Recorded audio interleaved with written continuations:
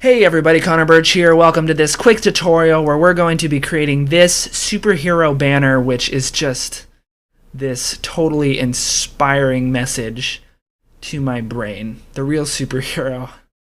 God. Alright. So the things we're going to need is a city and a Superman and some textures. I've created my new document in Photoshop, and my creative process works like this.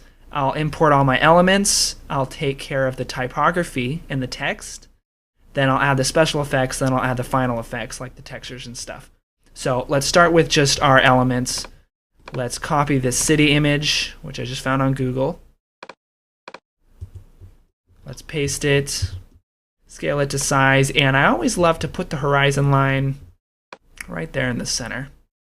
Just makes things pop, sort of. Let's grab our Superman, copy image, paste this bad boy right there, and let's get to work. So first let's take Superman out of his glory here. We're going to convert this layer to a smart object, edit this by itself, hit our smart selection tool, and let's just do a rough selection of this physique.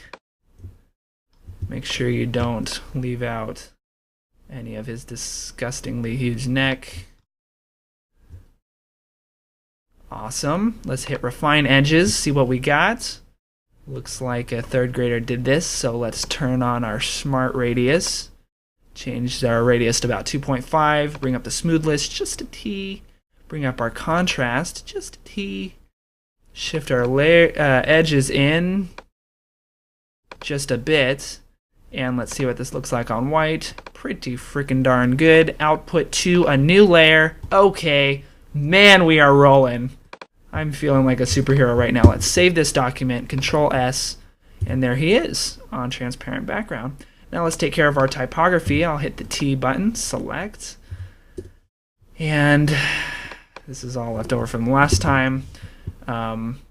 Change your, what's this called, spacing back to 100 here.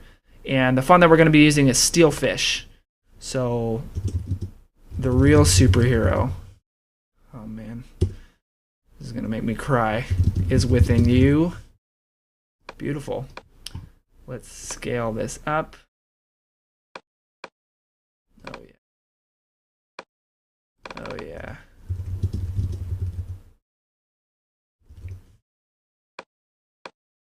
And let's grab this bottom text and scale it down.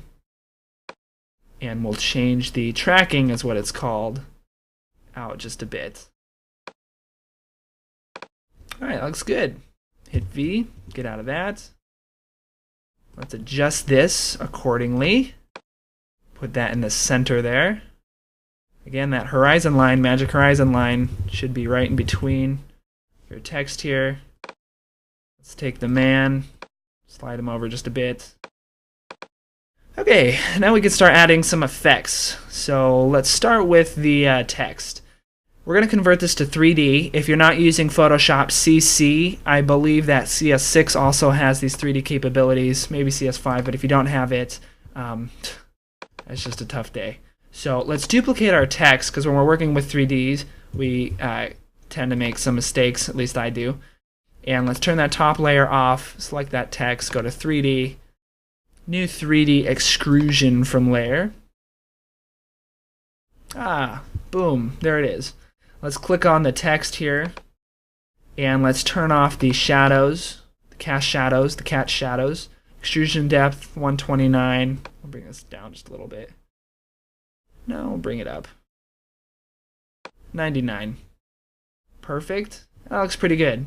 Now we'll go back to the layers, and I want to render this out so that we're not modifying 3D stuff here every time we click on it. It's just kind of annoying, but by all means keep it if you want to go back in and edit this. So I'm going to right click on this and hit render, and this is going to take just a minute. And now that that's done rendering, we'll right click on it and just hit rasterize, and that just flattens the image. And then if we turn this back on, our top text layer, we have a text that we can modify without changing the whole thing, which is kind of cool. So now let's go in here and let's make the final adjustments, starting with this text. So we'll double click and add a text effect, color overlay, and we'll just change this to white. So we have this white text popping out at us and the 3D extruding below it. So first things first, let's modify our background. We'll go to hue and saturation. I'll bring the saturation down just a little bit. Actually, I didn't really need to do that. That was a waste of time. Let's go to our Superman. We do need to modify his hue. He's a little too colorful for me. So let's bring the saturation down here. And he's a little bit faded. We want him to match the background, match the crispness of our 3D. So we're going to add a brightness and contrast layer, and we're going to bring the contrast up. Now you notice when I'm adjusting this, it's adjusting everything below it. So to fix that and to get this adjustment layer to just hone in on Superman, we hold Option or Alt, and we click on the line in between the layer and Superman. So there we go. So now when we adjust these things, they only adjust our hero. Great. Now that that's done, let's add a little bit of blur to our city background. So we'll go to Filter, Blur, Lens Blur, 19, that's good. Okay, I'll make it pop just a little bit more. Now let's modify our text. And let's just change the color of this here. Let's go to hue and saturation. Again, hold Alt, make sure it's only affecting the bottom 3D layer. So now when we change this, it's only affecting that. And we're just going to hit Colorize and bring the saturation up. And let's make it sort of red to match Superman here. All right. That's looking pretty good. Now let's start adding our grunge in here and finalize this thing. So I typed in metal texture. Might find like a brushed metal or something like this. Looks pretty good. View image. We'll copy this and we'll just add this to the background. So we'll select our background layer, paste it, scale it to size. And we go to our blending modes, and if we just hold Shift and press the plus key, we can browse through them and find something that just screams, you know, the real superhero is within you, you know? So that's, I just saw one. Oh, we're back to the start. Okay, we're just going to go with super grunge here. That looks good. Let's find another texture here. The one that I had up originally was perfect for this right here. I just typed in metal texture. Doggone Google. There it is. Right click, copy image. And we're going to add this specifically to the 3D portion. And that's why we duplicated the layer, was because now we can edit this back 3D here without really messing up the top text. So we'll paste it in there.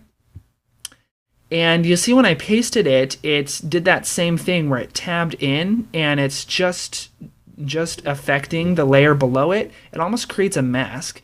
If yours didn't do that, if you didn't paste it right, it's the same thing. You just hold Option and you click in between the layers and it turns it into, it has that masking effect. So let's turn our hue and saturation back there.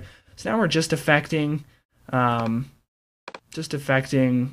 3D. Let's click on this, and again, let's find a blending mode that suits something where we can see the grunge in there, right there. Oh yeah, baby, that's perfect.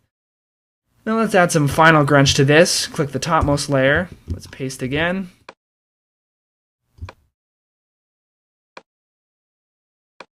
Bring that like that, and go through our blending modes again. Just grunge this whole thing up right there. Oh yeah, baby. All right, that looks good. Let's add the final adjustments. So we'll add some more hue and saturation effect. Bring the saturation down just a little bit. Actually, let's colorize this whole bad boy. And let's just throw in some Breaking Bad status here. Sort of reddish, yellowish tint. And we'll turn the opacity down just a little bit. And lastly, again, we'll do a brightness and contrast. And we'll bring the contrast just a T. All right. So there we go. I think that looks pretty good. And hopefully this just this really touched you, and now you're motivated to go do good things in the world with such an inspirational message. I hope this tutorial helped. Check creatingfilm.com for more stuff. We have free tutorials, free templates up there, free stock footage. It's amazing. Me and my brother are doing the website. Thanks again for visiting, and we'll see you next tutorial.